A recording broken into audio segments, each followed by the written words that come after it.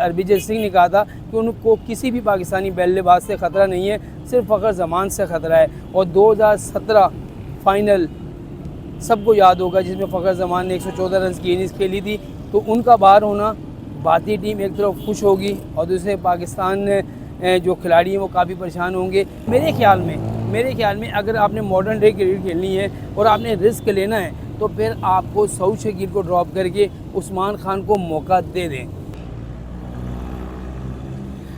बिल्कुल ग्राउंड की अपडेट है तो हम चाहते हैं कि ग्राउंड में बैठकर आपको अपडेट दें, और वो अपडेट ये है कि अब जो आईसीसी की टेक्निकल कमेटी है जिसमें जीएम आईसीसी वसीम खान शामिल हैं और पाकिस्तान के जो डायरेक्टर इंटरनेशनल उस्मान वाला वो शामिल हैं, और उसके अलावा 2 मेंबर जो हैं और जो उस कमेटी में शामिल हैं, तो उन्होंने मंजूरी दे दी है इमाम उल हक के नाम की। और इमाम उल हक जो हैं अब जो हैं वो पाकिस्तानी स्क्वाड में शामिल हो गए हैं। किसी भी वक्त वो आज जो दुबई रवाना हो जाएंगे और स्क्वाड को जो है वो ज्वाइन कर लेंगे। फ़खर ज़मान एक ओपनर पहले बार हुआ, साइम अयूब इंजरी का शिकार हुए, फिर दूसरा ओपनर फ़खर ज़मान बार हुए और अब तीसरा रेगुलर ओपनर इमाम उल हक को जो है वो टीम में शामिल किया गया। और मज़े की बात है कि तीनों लेफ़्ट हैंडर जो हैं वो ओपनर हैं। और अब देखते हैं कि इमाम उल हक की जो मंजूरी हुई है, क्योंकि जब भी इस तरह का कोई वाक़या होता है या इस तरह की कोई भी इंजरीज़ होती है तो पाकिस्तान क्रिकेट बोर्ड जो है वो आईसीसी की टेक्निकल कमेटी को नाम देता है कि भाई इस नाम पर हमारी सिलेक्शन कमेटी मुतफ़िक है, टीम मैनेजमेंट ये नाम हमें मांग रही है, तो ये नाम हम देना चाहते हैं। तो उसमें तमाम जो कमेटी के अरकान हैं वो सलाह मशवरा करने के बाद जो है उस नाम की मंजूरी दे देते हैं और उसके बाद बाकायदा वो टीम में शामिल हो जाता है। जब वो खिलाड़ी टीम में शामिल हो जाए तो फिर दूसरी मरतबा ऐसा नहीं होता, क्योंकि फ़खर ज़मान जब आउट हुए आईसीसी ने उनको जो है वो इवेंट से आउट किया तो वो दोबारा स्क्वाड में नहीं आ सकते, क्योंकि अब वो मुकम्मल चैम्पियंस ट्रॉफ़ी से आउट हो चुके हैं और उनकी जगह इमाम उल हक जो है वो पाकिस्तान टीम की नुमाइंदगी करेंगे। और उम्मीद ये की जा रही है, बल्कि बहुत ज़्यादा 100% ये उम्मीद है कि जो भारत के ख़िलाफ़ मैच होगा उसमें इमाम उल हक ही ओपन करेंगे बाबर आज़म के साथ। हो सकता है, मैं आपको अपडेट कर रहा हूँ कि शायद हो सकता है कि बाबर आज़म की जगह जो है वो मोहम्मद रिजवान ओपन के लिए आए, लेकिन ऐसा होगा इस वजह से नहीं कि बाबर आज़म से ही ओपन कराई जाएगी। अब पाकिस्तान टीम ने जो है वो डेरे डाल लिए हैं दुबई में पाकिस्तानी स्क्वाड जो है वो पहुंच चुका है।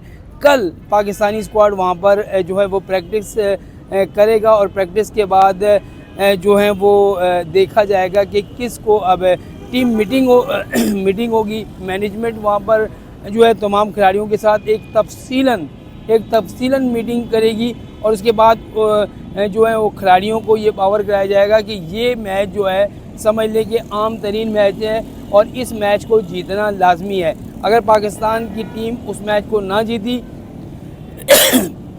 तो फिर ये होगा कि पाकिस्तान का सफ़र तकरीबन आईसीसी चैम्पियंस ट्रॉफ़ी जिसकी वो मेज़बानी खुद कर रहा है वहाँ से ख़त्म हो जाएगा। तो अब रिजवान 11 उन खिलाड़ियों पर ज़िम्मेदारी आयद होती है कि वो किस तरह की परफॉर्मेंस देते हैं। स्क्वाड पे हम बात अब नहीं कर सकते, बिल्कुल नहीं कर सकते, क्योंकि वो जो होना था वो हो चुका, वो माजी था वो हो चुका। अब हमें मुस्तकबिल के बारे में पाकिस्तान को सोचना होगा कि अगले मैच में क्या करना है और किस तरीके से रवायती हरीफ को काबू करना है। क्योंकि आज जो हम मैच देख रहे हैं उसमें हमने देखा कि 3 स्पिनर के साथ जो है वो भारतीय टीम मैदान में उतरी है बांग्लादेश के ख़िलाफ़, जिसमें अक्षर पटेल शामिल हैं, उसके अलावा कुलदीप यादव शामिल हैं और जडेजा जो है वो तीनों स्पिनर जो हैं वो मैच में बॉलिंग कर रहे हैं और बड़ी अच्छी बॉलिंग हमने देखा कि उनकी तरफ से कराई गई है। तो एक तरफ 3 स्पिनर के साथ टीम मैदान में उतर रही है और पाकिस्तान के पास सिर्फ और सिर्फ एक रेगुलर स्पिनर है, वो भी मुकम्मल फॉर्म में या उसकी बॉलिंग में वो जान नहीं है जो माजी में हुआ करती थी या किसी और स्पिनर में होती थी। तो अब जो रोहित शर्मा, विराट कोहली, उसके अलावा उनकी जो बैटिंग साइड है शुभमन गिल, वो बड़ी तगड़ी नज़र आती है। यहाँ का अगर पाकिस्तानी स्क्वाड की बात करें तो बाबर आज़म ने ज़रूर 64 रन किए, लेकिन वो 64 रन जो थे वो टुक टुक और टुक थे, और टुक टुक करके अगर आप खेलेंगे और 300 सवा 300 रन का टारगेट होगा तो कभी आप उसको नहीं पहुंच सकते। तो जब भारत और पाकिस्तान का मैच होता है तो आपको मालूम है कि किस तरह की रौनक होती है। हर कोई ये चाहता है कि बड़ी बड़ी स्क्रीनों पर मैच देखें। यहाँ होता तो कोई बात ही कुछ और होती, लेकिन अब स्क्रीनें लगेंगी। लेकिन मसला सारा यही है कि लोगों ने बड़ी उम्मीदें बांधी हैं। चलें, न्यूजीलैंड से हार गए हैं, कोई बात नहीं, लेकिन अब भारत से जीत कर दिखाएं ताकि पाकिस्तान टीम जो है वो इवेंट में मौजूद रहे। जब इवेंट से पाकिस्तान आउट अगर खुदा न खासा हो गया तो फिर इस चैम्पियन ट्रॉफी का मज़ा भी करकरा हो जाएगा, और पाकिस्तान में पाकिस्तान ना खेल रहा हुआ सेमीफाइनल फाइनल तो फिर उसका मज़ा ही कुछ हो जाएगा। और फिर शायकीन क्रिकेट की तादाद भी आपको मालूम है कि फिर जब पाकिस्तान नहीं होता तो क्राउड कितना होगा मैदानों में, तो ये भी एक काफ़ी अफसोसनाक बात होगी।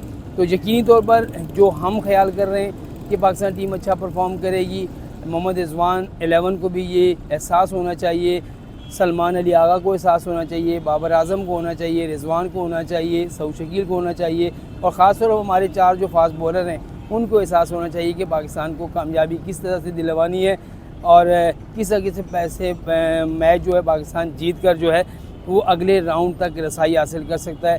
ग्राउंड अपडेट हम आपको देते रहेंगे, लेकिन जो फ़खर ज़मान की इंजरी है ये पाकिस्तान के लिए बहुत बड़ा धचका है, यानी कि एक छोटा धचका नहीं है, बड़ा धचका है। क्योंकि भारत ने पहले ही कह दिया था, ख़ास तौर पर हरभजन सिंह ने कहा था कि उनको किसी भी पाकिस्तानी बल्लेबाज से ख़तरा नहीं है, सिर्फ फ़खर ज़मान से ख़तरा है। और 2017 फाइनल सबको याद होगा जिसमें फ़खर ज़मान ने 114 रन की इनिंग्स खेली थी, तो उनका बाहर होना भारतीय टीम एक तरफ खुश होगी और दूसरे पाकिस्तान जो खिलाड़ी हैं वो काफ़ी परेशान होंगे, क्योंकि फ़खर ज़मान जब अगर विकेट पर ठहर जाएं तो आपको मालूम है कि किस तरीके से अकेले ही मैच जो हैं वो जिता जाते हैं। तो आप देखते हैं कि इमाम उल हक जिनको शामिल किया गया है वो किस तरह की परफॉर्मेंस देते हैं। ग्राउंड अपडेट में मज़ीद हम आपको अपडेट देते रहेंगे।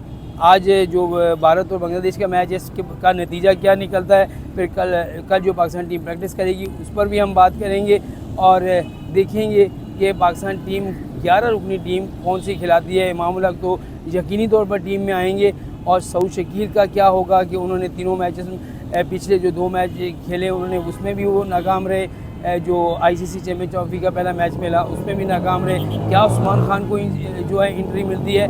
तो मेरे ख्याल में अगर आपने मॉडर्न डे क्रिकेट खेलनी है और आपने रिस्क लेना है तो फिर आपको सऊद शकील को ड्रॉप करके उस्मान खान को मौका दे दें मौका, फिर पता चलेगा क्या होगा। क्योंकि हर तरफ से जब आप हार ही रहे हैं तो फिर नए खिलाड़ी को मौका दे के देख लें कि वो किस तरह की परफॉर्मेंस देता है।